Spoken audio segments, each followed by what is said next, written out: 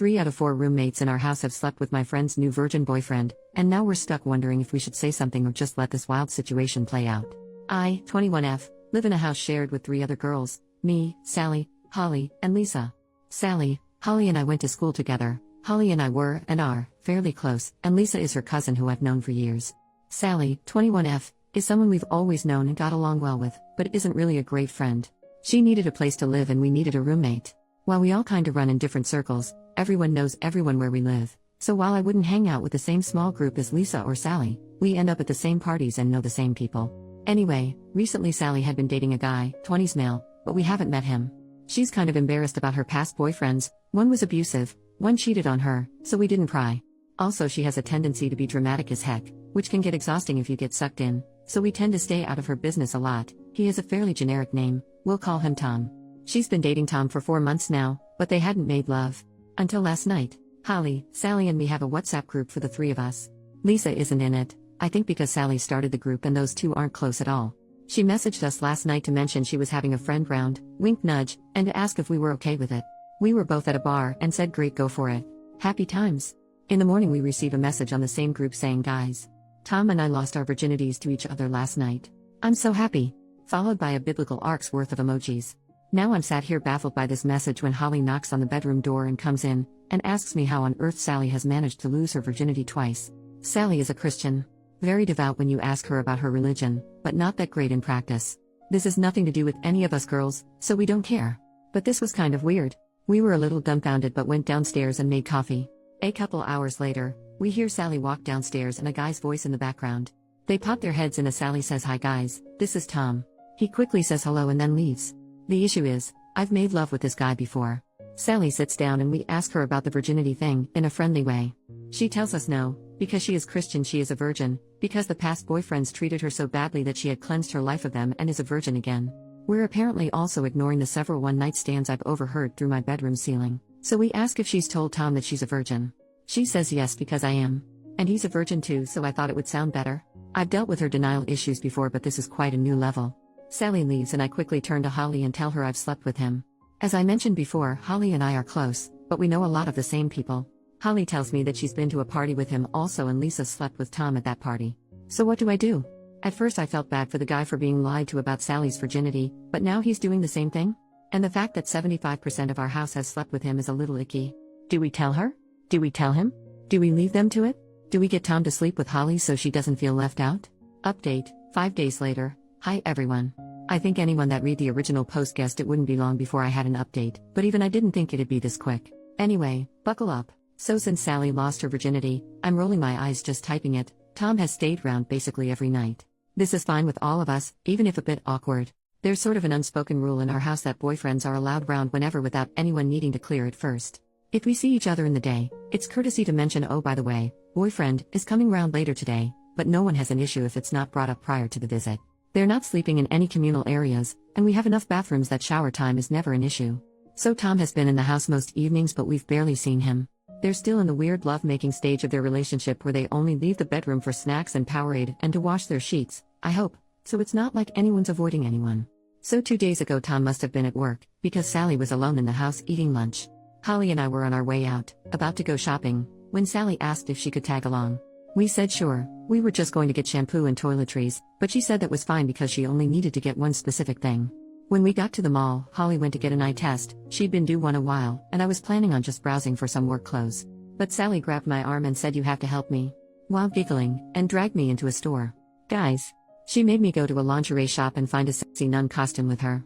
I felt like a deer in headlights when you're paralyzed with fear, except instead of fear it's just inappropriateness and discomfort. I just stood there nodding and fighting the urges to laugh hysterically and cry simultaneously at looking for an escape route when she weighed the pros and cons of different Catholic-themed naughty outfits. I got home, popped a straw in a bottle of wine and told Holly about my traumatizing experience. She howled.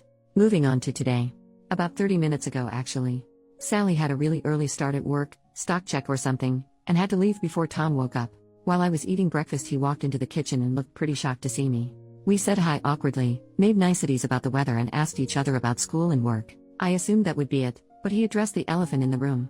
Tom, hey, I don't want this to be awkward about us hooking up in the past. I haven't told Sally, I don't know if you were planning on telling her. Me, I wasn't planning on it, no. That's your business. Tom, okay, great. It's just I'm worried she'll freak out, but I don't want to lie to her. Okay, this next bit kind of slipped out because I'm not really a morning person, and I've had to listen to the faint sounds of creepy religious honeymoon banging for 4 days now. Me, well, maybe telling her you're a virgin wasn't the best idea then. Tom laughs and then says, huh, what? Well, he never told her he was a virgin. I don't know if she made it up in her head or she really believes it or she knows everything, but Tom assured me he had never told her he was a virgin. It was all okay, he assumed I'd heard Sally wrong. Then he said something along the lines of Sally being a virgin and maybe she was ashamed, and I tried so hard not to make any kind of facial expression but, again, mornings are not my happy place, and it must have shown. Tom asked me if Sally really was a virgin and I just mumbled, you should talk to her about it and, I don't actually know because in my defense I've never seen her be penetrated, but it's a pretty bullcrap defense, so sorry Tom, my bad, I panicked. He said goodbye to me and walked off, furiously texting. So yeah, I'll be updating this over the next few hours probably. Edit, just woke up to enough emojis that my phone nearly imploded. They're from Sally as you can guess. They're in the WhatsApp group with Holly and are mostly crying face and dead face, a few bow and arrows followed by hearts, and a couple boy emoji next to the knife and fork emoji. Not entirely sure what that's about. I can't seem to find a fan emoji to put the poop one next to, but you get the idea. Not sure if Sally's at home at the moment or not, she wasn't meant to be working late and I don't remember hearing her come home.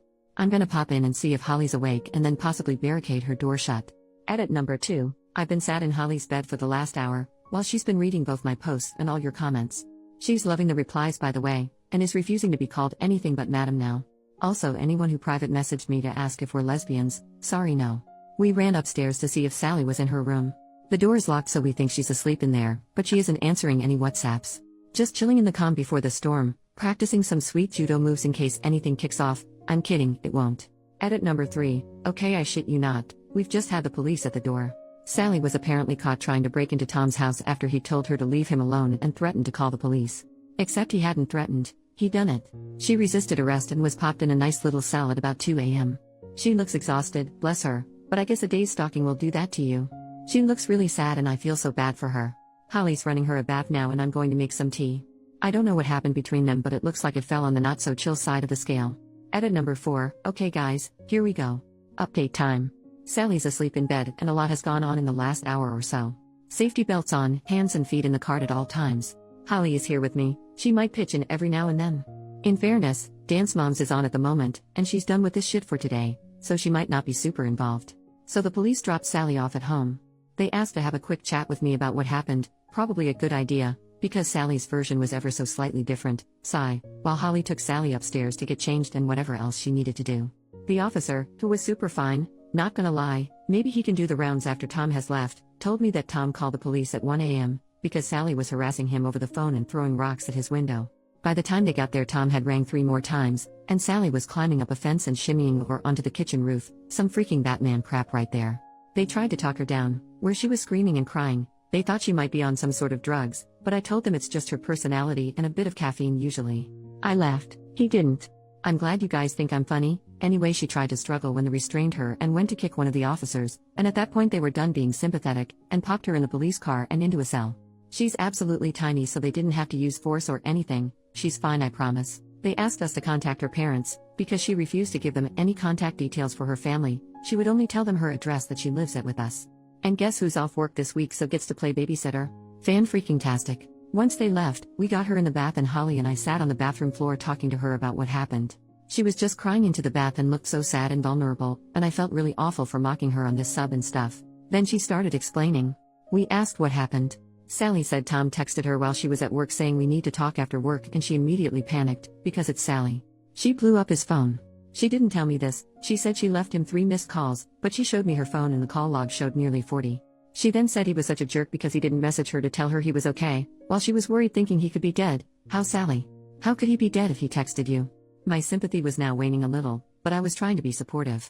Once Sally finished work, she managed to get through to Tom on the phone. He told her that he had to confess and he wasn't a virgin, and didn't want to corrupt her innocence so he had to let her go.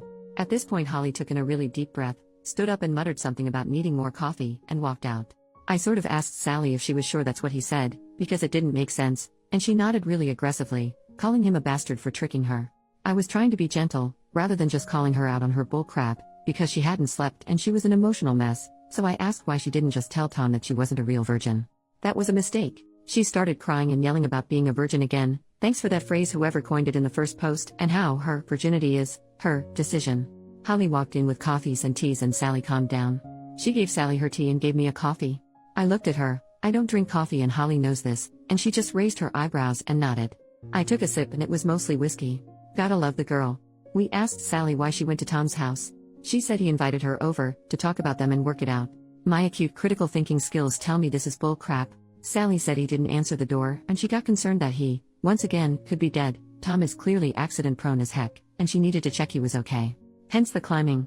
Because even though he's an asshole and she hates him, she still cares about him, and needed to know he was alright. She finished work sometime between 4 and 6 p.m., that's her usual shifts, and was arrested at 2 a.m. so I have no idea what she did during those hours. Probably built a lair with a map with lots of strings attached to photos with thumbtacks and newspaper cuttings stuck on the wall. It doesn't seem like we'll be getting a very clear picture of what actually happened from Sally, but you can piece a lot of bits together and figure she just went all girl interrupted on him. Oh, and at least 2 times in the conversation she mentioned she was worried she could be pregnant. Again, I'm bargaining on this being hysterical lack of sleep bull crap. So Sally is asleep now, and Holly and I are day drinking. Everything has gone swimmingly. Lisa is away for the next couple days and is blissfully ignorant to everything that's gone on. 2 out of 10. Would not do again. Final update, probably. So Sally slept for about 24 hours, I'm not even kidding. She went to sleep, woke up briefly to raid the fridge, and then went back to sleep. She has a blurry recollection of what happened, and doesn't really remember the bath or telling me what happened. I joked that at least she didn't remember me molesting her, which she laughed at, so she's getting back to herself a bit. This morning I sat her down and asked what was going on.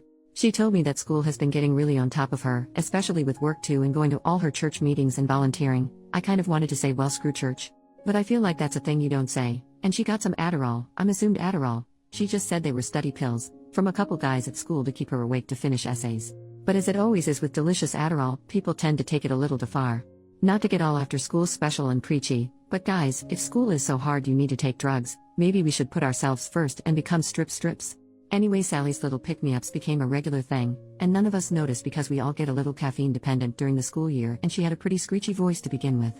She apologized for going loco and I apologized for being a crappy roommate and not noticing she was crazy. We did a ceremonious flushing of the pills down our least used toilet. PSA, that stuff doesn't flush super easily. It was humiliating. I had to claw like 3 of them out of the bowl because they must have gotten fused to the ceramic and I couldn't let Sally do it in case she went all train spotting and shoved them up her butt. It really ruined the moment, and now it's probably going to be our never used toilet because I managed to drop the bag in, and I think it messed up the system because it's blocked. We have a meeting next week with someone at school, I guess a counselor?